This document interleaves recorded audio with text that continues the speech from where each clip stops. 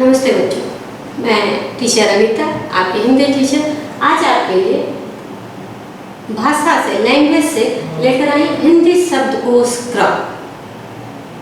आपके चने के खेत लेसन में ये क्वेश्चन आया था और मैंने जब आपको एक्सप्लेन किया था तो बताया था कि इसे मैं आपको बाद में अलग से एक्सप्लेन करूँगी जब मुझे बोर्ड पे एक्सप्लेन करने को मिलेगा। तो आज मैं वो लेकर के आई हूँ भाषा से हिंदी शब्दकोश। हिंदी शब्दकोश मीन्स डिक्शनरी, जैसा कि आप जानते हैं।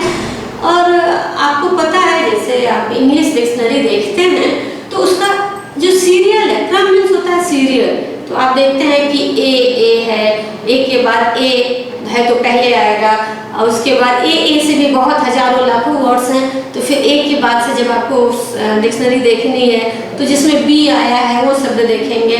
उसके बाद से फिर जब देखेंगे तो ए के बाद जो सी लेटर आया वैसा ही हिंदी में है, लेकिन थोड़ा सा अलग है। वो मैं आपको पहले ट्रिक बता दूं। दो तरह से डिक्शनरी आपको देखने को हम बताते हैं छोटी क्लास में। एक तो जब हम आपको काम देते हैं तो आपको कहते हैं कि मात्राओं के आधार पर इसे क्रम में लगा। मात्राओं के आधार पर सिंपल तरीके से छोटी क्लास में हम लोग ये देते हैं आपको कि मात्राओं के आधार पर इन्हें क्रम में लगा। तो आपके दिमाग में मात्राओं का क्रम मतलब अ, आ, ई, उ, ए, ओ, अंग अ। आप इस क्रम में लगाएंगे और ये सही भी है जिस हिसाब से। लेकिन हिंदी जो डिक्शनरी है, आप अगर आपको मैं हिंदी डिक्शनरी दूं और कुछ वर्ड्स दूँ और बोलूँ कि आप इसे सर्च करो तो आपके लिए थोड़ी सी परेशानी की बात हो जाएगी, क्योंकि आपको नहीं मालूम कि आपको डिक्शनरी कैसे देखनी है। पहले जब आप डिक्शनरी खोलेंगे तो कोई भी जो वर्ड्स होंगे वो या आ वाले हो या व्यंजन से हो या स्वर से हो, तो पहले वो अंग से स्टार्ट होता है। पहला वर्ड जो होगा वो अंग मात्रा से होगा। अगर मान लीजिए कि मैंने बोला अंडा या अंगूर तो भी ये भी पहला ही होगा, जबकि मैंने यहाँ क लिखा हुआ है। चूंकि ब्लैक बोर्ड छोटा है, सारी चीजों को मैं आपके साथ नहीं ला सकती, तो एग्जाम्पल के लिए तो कम अंग मात्रा वाले जो वर्ड हैं वो पहले आते हैं। उसके बाद से आते हैं चंद्र बिंदु वाले, फिर आते हैं आह वाले जो कि बहुत कम वर्ड्स हैं आपके पास। उसके बाद से फिर सिंपल क जो हमारा होता है, क के बाद फिर आ की मात्रा वाले, फिर छोटी की मात्रा, फिर बड़ी की मात्रा, फिर छोटा की मात्रा, फिर बड़े की मात्रा। उसके बाद फिर ये री की मात्रा, ए, ओ, ओ के बाद हाफ को जो हाफ लेटर होता है। मैंने यहाँ छ के बाद से क्या लिखा हुआ है, देखिए मैंने छ के बाद से लिखा हुआ है क्रॉ, लेकिन मैंने ब्लू पेन से यूज किया है छ। अब आपको ये लगेगा कि क के बाद टीचर ने छ क्यों लिखा। तो सिंपल सी बात है, ये आपको बता दूं, क जो है, जो छ है वो क से बनता है। हाफ क प्लस स मिला करके बनता है छ। तो हम इसलिए मैंने यहाँ पर आपको ब्लू पेन से लिख दिया कि ये आपके डाउट ही नहीं रहेंगे। उसके बाद फिर क के नीचे र वाला। अब कैसे लिखते हैं, यहाँ देखिए कैसा उनका क्रम कैसा होता है। क वर्ग में छ क के बाद आता है। जब सारा अक्षर खत्म हो जाएगा क से, जैसे मैंने यहाँ क के हाफ क के बाद लिखा तो छ आ जाएगा। फिर उसके बाद फिर ख से स्टार्ट होगा, फिर ग से स्टार्ट होगा, फिर ग से स्टार्ट होगा। लास्ट जो तीन बिंदु वाले हैं ड़, इससे कोई अक्षर स्टार्ट नहीं होता है, इसलिए मैंने यहाँ नहीं लिखा, आपको कोई कंफ्यूजन ना हो। उसके बाद फिर मैंने लिखा च, च, छ, ज के बाद से मैंने फिर लिख दिया ग्यों। तो ज का आप देखना खत्म कर देंगे, जब ज के वर्ड्स खत्म हो जाएंगे तो ग्यों से शुरू होगा। ग्यों वाले क्यों, क्योंकि हाफ ज और नियम मैंने आपको संयुक्त व्यंजन जब पढ़ाया है तो उसमें बताया है, उससे ये बनता है। तो ज्ञ के शब्द फिर इनके साथ शुरू होंगे। इसी हिसाब से ट, ठ, ड तो सिंपल सा, जैसा कि ये लिखे हुए हैं वैसे ही है। फिर त में है, त में वही त, हाफ त और र मिला के त्र बना है। तो जब त से अंग आ, क, ख, ग, घ ये खत्म हो जाएगा, मतलब त, तंग, त, तह, क, त, ता, ती, ती, तू, तू, ते, त्रि, ते, तै, तो, त आएगा। उसके बाद से त्र आ जाएगा।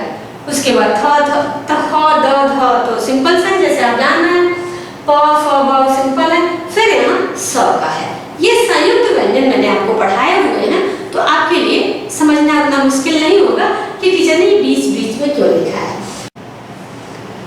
मैंने आपके लिए थोड़ा सा वर्ड्स लिखे हैं, ऐसे लिखे हैं, मैंने रैंडमली का ऐसा कुछ नहीं कि सोच के नहीं लिखा, प्लान करके नहीं लिखा, थोड़े से वर्ड्स लिखे हैं। अब इन्हें कैसे क्रम में लगाएंगे, कैसे डिक्शनरी या शब्दकोश के क्रम में। आपके पास पहला क्वेश्चन होता है कि इन्हें हिंदी शब्दकोश के अनुसार लगा, एक क्वेश्चन ये होता है। और एक हम छोटी क्लास में देते हैं, इन्हें मात्राओं के क्रम में लगाएं। तो यहाँ हम शुरू करते हैं कि कैसे लगाना है। तो पहला वर्ड हमारे पास है कंकड़, छोटे छोटे पत्थर को हम कहते हैं कंकड़। इसके बाद क के बाद से फिर मैंने यहाँ लिखा है आपको चंद्र बिंदु, तो इसके बाद ये कमल आ जाएगा। कमल के बाद अब हमें ढूंढना है कि क अक्षर कहाँ है।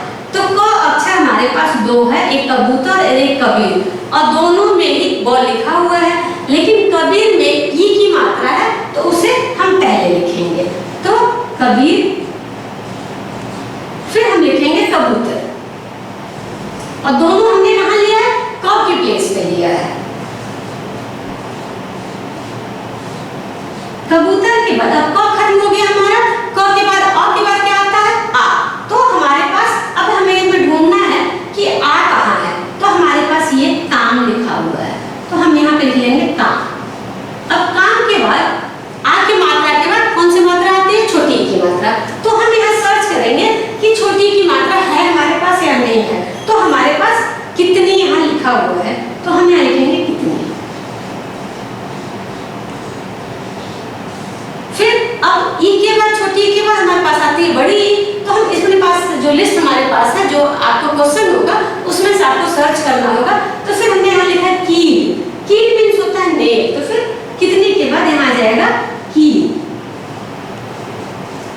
अब कील के बाद ई की मात्रा खत्म हो गई, अब हमारे पास आना चाहिए ऊ की मात्रा। तो ऊ की मात्रा हमें यहाँ सर्च करना पड़ेगा, और यहाँ हमारे पास है छोटे ऊ की मात्रा में कुमार, तो हम यहाँ लिखते हैं कुमार। फिर हमारे पास बड़े ऊ की कोई मात्रा के कोई वर्ड नहीं है, तो जगह छोड़ते हैं, ऊ के बाद आता है ए मात्रा। तो हम ए मात्रा सर्च करेंगे, और यहाँ पर हमारे पास केला लिखा हुआ है, तो अब हम यहाँ लिखेंगे केला। केला के बाद एक मात्रा हो गई, अब हमारे पास आएगा ए की मात्रा। तो ये हमारे पास कैसा,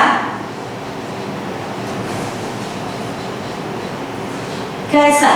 अब इसके बाद ए की मात्रा हो गई, अब हमारे पास आता है ओ की मात्रा। तो ये हमने लिखा है कोयला। कोयला के बाद कौवा,